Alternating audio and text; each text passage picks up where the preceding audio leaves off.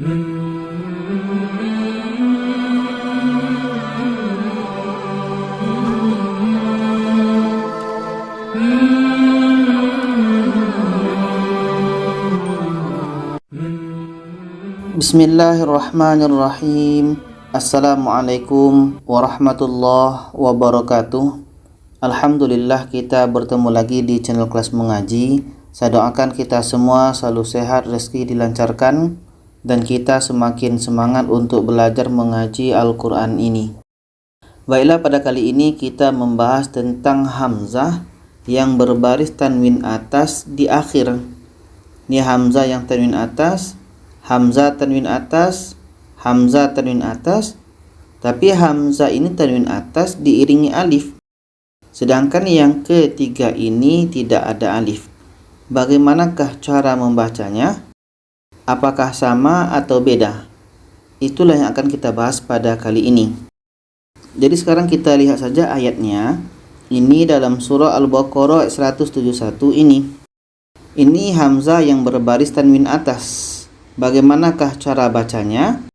Jadi untuk kita mengetahui cara bacanya, kita harus tahu hukumnya dulu. Ketika ada huruf yang berbaris tanwin atas, itu hukumnya adalah mad iwad. Tanwin atas ketika berada di akhir, itu hukumnya mad iwad. Bermakna kita panjangkan. Panjangnya 2 harkat. Jadi untuk wanidaan ini, hamzah yang berbaris tanwin atas, ini hukumnya mad iwad. Maka hamzah ini kita panjangkan 2 harkat.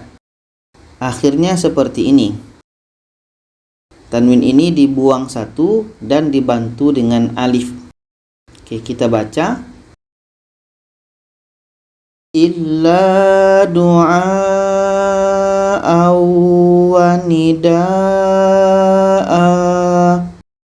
wa nida'a. Panjang 2 harkat. Mad iwad. Contoh seterusnya ini dalam surah An-Nisa ayat 1 ini. Masih sama seperti tadi, hamzah yang berbaris tanwin atas, hukumnya mad iwad. Bermakna hamzah ini kita panjangkan 2 harkat. Hamzah itu kita buang 1 barisnya dan akhirnya seperti ini. Rijalan katsiran wa nisaa.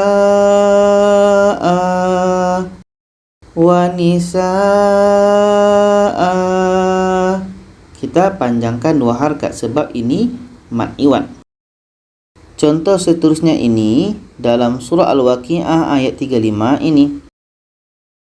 Insya'an, hamzah tanwin atas berada di akhir ayat. Ini hukumnya juga mad iwad. Jadi tanwin ini kita buang 1 barisnya, akhirnya seperti ini. Hamzah ini menjadi panjang alif. Kita baca. Inna ansha'nahunna insya'a.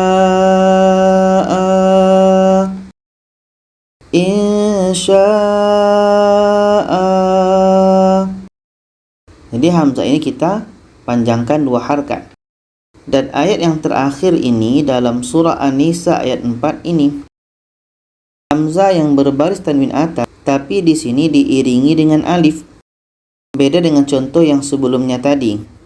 Ini hukumnya juga mad iwad. Tanwin ini kita buang 1, akhirnya seperti ini. Hamzah ini menjadi panjang alif. Alif ini kekal. Kita baca. Hani'am mari'a.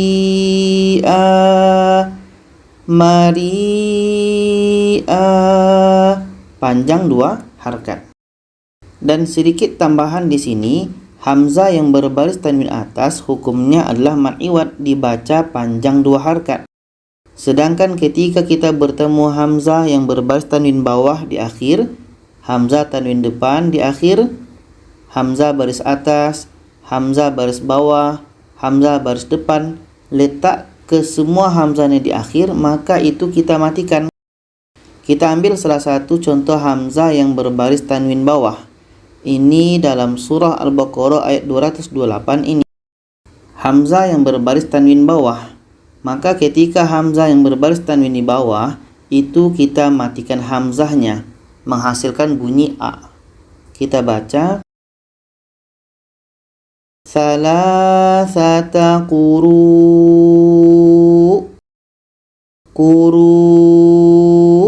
Hamzah kita matikan, sama dengan hamzah tanwin depan, hamzah baris atas, hamzah baris bawah, hamzah baris depan. Ketika kita berhenti, kita matikan hamzahnya dan ada bunyi a.